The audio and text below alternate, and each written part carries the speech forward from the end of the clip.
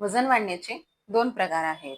एक म्हणजे वातामुळे वाढणारं वजन, ज्यामध्ये शरीर हे फुगल्यासारखं दिसतं, पण वजन काट्यामध्ये एवढा काही बदल दिसत नाही. परंतु शरीर तर जाड दिसतं आणि स्टॅमिनाही एवढा जास्त नसतो आणि अतिशय भूक लागते.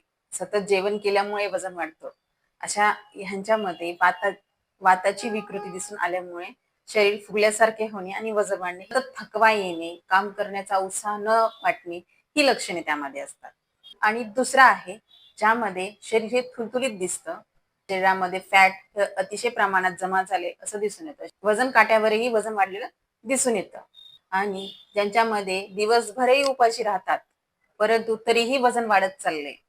ह्या प्रकारच्या स्थूलतेमध्ये चालताना दम लागणे, सतत झोप येणे, महिलांमध्ये पाळीच्या तक्रारी, महिला व पुरुषांमध्ये थायरॉइडच्या तक्रारी, डायबेटीसची तक्रार किंवा डायबेटीसची शक्यता किंवा बीपी ही वाढण्याची शक्यता ही दिसू शकते. त्या व्यक्तींमध्ये कफाच्या विकृती असतात.